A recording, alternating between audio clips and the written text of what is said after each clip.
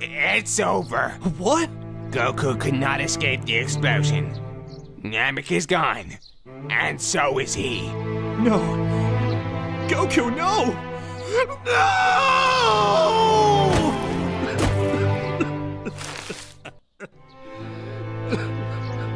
Why do you care? What? Why do any of you care? Are you forgetting the whole reason that they went to Namek in the first place? Now we have 2 sets of Dragon Balls. Well, yeah, but you make it sound like death is no consequence. It really doesn't. We're literally waiting to go back. Hell, this is Chaozu's 2nd time. Next time I get a free Sunday. Huh. Ha! Yeah. So we're gonna talk about one of my favorite shows today, Dragon Ball Z, and we're gonna talk about one of the things that I hate about, that people always say about it. It's that death is meaningless. And I completely disagree, and here's why. The first part, I'm gonna look at it through like kind of this lens that it's a kid's show. It's that before I'd watched Dragon Ball Z, probably the best kids shows that I'd watched was Avatar: The Last Airbender. And in these fights, they're really intense. They're really, like you think they might die, but they never do. And a part of you knows that they never will. It's like in Harry Potter, probably the best book I had read up until that point. Harry gets into all this trouble, but he is never kicked out of Hogwarts. And you know he's never going to get kicked out of Hogwarts. So that kind of removes tension, in my opinion. But Dragon Ball, people can die. And that, to me as a child, made it so much more interesting and so much more intense that they can die. Like, they might die. And we're going to go into why that even though they can die, it's like still a big deal, and how it drives the plot, and how it these more mature ideas. And I do want to say that it is a kids show, but it's enjoyed by adults for many reasons, because it's just an excellent show. It's fun, it's exciting, but also like has complex like morals sometimes. Like for if you grew up watching Kai like I did, but I quickly turned to Z because Kai wasn't coming out fast enough for me. But I still watched the English dub. In the English dub, Goku gives up, lets Vegeta go because he can change, because he can become a good guy.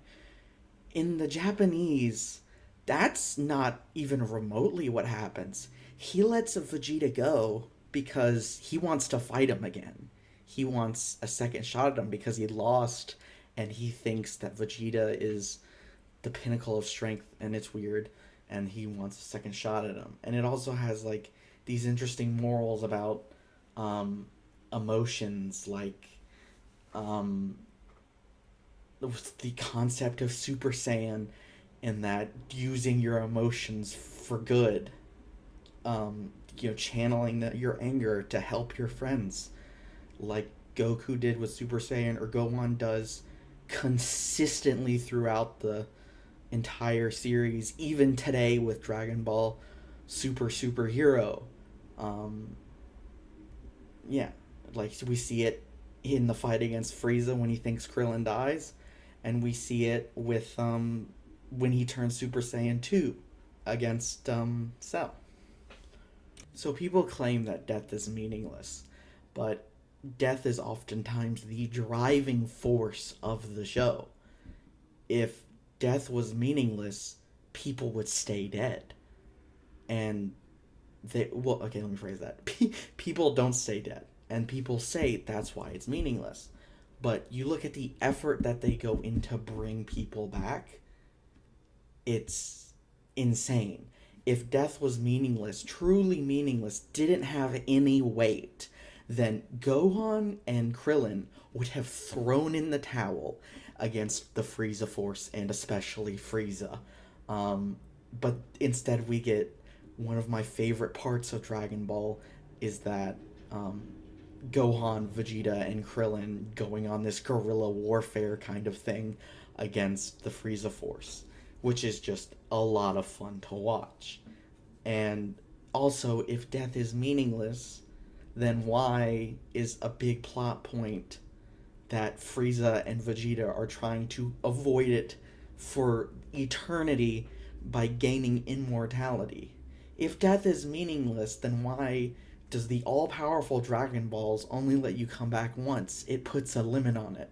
Or the seemingly even more powerful Dragon on Namek that you can bring people back as many times as you want, but you can only bring back people one person at a time. Then there's the idea of Super Saiyan 3, which Goku learned while he was dead, a very important thing for the Buu saga. And not only is it just that he learned it while he was dead, it's necessary to learn in Otherworld. He has to go there to charge up some insane strength or whatever that is necessary to transform into Super Saiyan 3. And death is once again used as a plot device against villains like Buu and Cell. They can regenerate. They can heal themselves, especially Buu. The only way to stop them is to kill them. Otherwise, they will just keep wreaking havoc. People like Frieza, you can make an argument, that they can, you could hurt them enough that they stop, as they sometimes do in Super. Or they just, Frieza's running around doing stuff and they just let him go because he's not that, it's just, that boggles my mind in Super and it really upsets me. But or Vegeta, when they stop him by everyone tag teaming him and they can't kill him, but they stop him. But you have to kill Buu and Cell. It's necessary to stop them. So here's where I get a little more deep. I don't know I don't really know what to call it. But when you look at, let's say, Christianity, where when you die, you're gonna see people after you die. So what's the point of being sad when people die? I asked this to my mom when I was a kid. It didn't make sense to me because why would we be sad when somebody dies if we're just gonna see them again? And she explained it that we're gonna miss them. We want them to be around, Goku being dead. When Goku comes back for the one day at the tournament, everybody cries when they see him because they missed him. They want him around because he's their friend. Now I want to look at what I consider the most powerful argument for why death is not meaningless. And I think the best example comes actually from the Abridged, which I adore. I love the Abridged. It's fantastic. And they do poke fun at the idea of death with the concept of if you die 3 times, you get a Sunday. It has no meaning. Tien says, why are you sad? We're waiting to come back. But they also make a really strong argument for it with Yamcha's with Yamcha's speech when Trunks dies. And I'm going to show you that clip here real quick. Also, just real quick, I forgot to add this. The Zenkai boosts, you almost die to get a Zenkai boost. You have to almost die. If that was so simple, if that was so easy and maybe even fun, the Saiyans would be the strongest and would wipe out the Frieza Force easily. But it takes, the best of the best of the best, Vegeta and Goku, to abuse this tactic, and Gohan too, to abuse this tactic to push themselves to their limit. Okay, now I'm gonna play the clip. Sorry. Trunks! Don't worry, buddy. I've been where you are. We're gonna get you a Senzu bean and he's dead. He's dead. Been there too, I guess. Although honestly, the afterlife part isn't too bad. The whole dying part of it is haunting. Everything just kind of slows down and you feel yourself slip from mortal coil. To this day, I still wonder if I've ever been brought back or if I'm still in the process of dying, Oh my god, someone finally put it into words! Is it any easier the second time? Believe it or not, it's worse! So, that was very dramatic. Trunks did not look like he was having a good time. Everyone was upset that he was not having a good time. And then Vegeta has his, breakthrough moment because his son died, and that's an emotional thing.